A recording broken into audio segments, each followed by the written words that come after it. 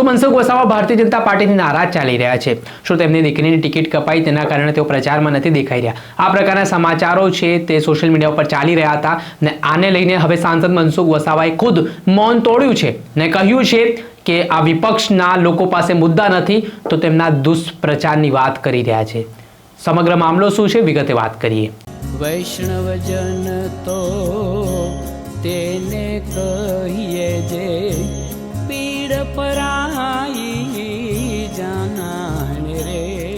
નમસ્કાર દર્શક મિત્રો, નવજીવન ન્યૂઝમાં આપનું સ્વાગત છે. હું છું ફૈઝાન. સ્થાનિક સ્વરાજ્યની ચૂંટણીમાં ટિકિટની વહેંચણીને લઈને નર્મદા જિલ્લામાં થોડોક ડખો થયો હોય તેવી વાત ચર્ચાઈ રહી હતી, જેમાં સાંસદ મનસુખ વસાવાની નારાજગી હોય તે પ્રકારે પણ અંદરખાને ચર્ચાઓ વેગવાન બની હતી.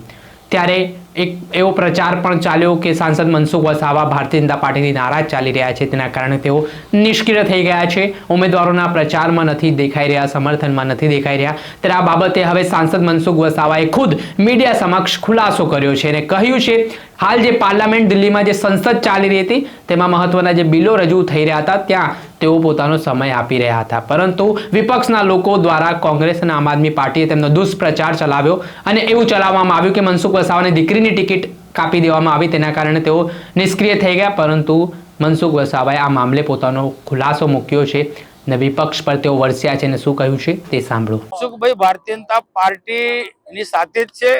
1982 થી ભાજપની સાથે શું બંને સરકારે ઘણું બધું આપ્યું છે. 95માં રાજપીપળા વિધાનસભામાં મને ભાજપ જીતાડી અને કેશુભાઈની સરકારમાં મંત્રી બનાવ્યો. Cottage industry, fisheries, tribal department જેવું આપ્યું અને 98 થી સતત પાર્ટી ઓપન સીટ છે ભરૂચ લોકસભા, સામાન્ય સીટ છતાં આદિવાસી ઉમેદવાર મને પ્રોજેક્ટ કરે છે. 7 ટર્મથી સંસદ સભ્ય બનાવે છે અને નરેન્દ્રભાઈ મોદીની સરકારમાં મને પ્રથમ વખત પ્રધાનમંત્રી બન્યા ત્યારે એમણે મને સાથે મંત્રી તરીકે સાથે લીધો છે.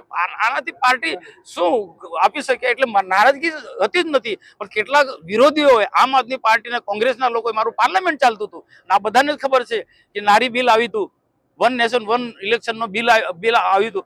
એના કારણે મારે 5 દિવસથી દિલ્હી રોકાણ થયું. હું એકલો બધા જ સંસદ સભ્યો હતા, તો એનો ખોટી રીતના કેટલાક લોકોએ અપપ્રચાર કર્યો, એની મેં વાત કરી છે. સાહેબ, શું પ્રચાર કરતા હતા આપના વિશે, આપની દીકરી વિશે? આપણે એક દાખલો આલ્યો ભાઈ કે મનસુખભાઈની દીકરીને ટિકિટ નથી મળી એટલે મનસુખભાઈ સખત નારાજ છે, એટલે પ્રચારમાં નીકળતા નથી.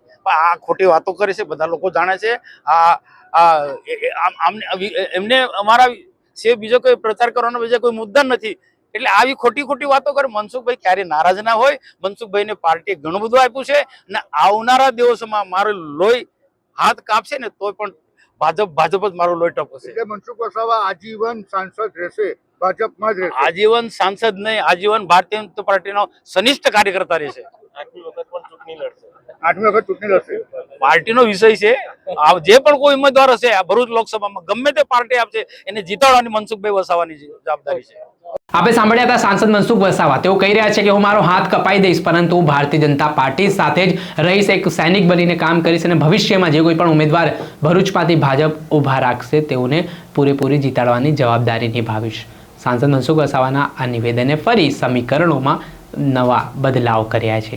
દર્શક મિત્રો, આવા જ વિડીયો જોવા માટે નવજીવન ન્યૂઝ જોતા રહો.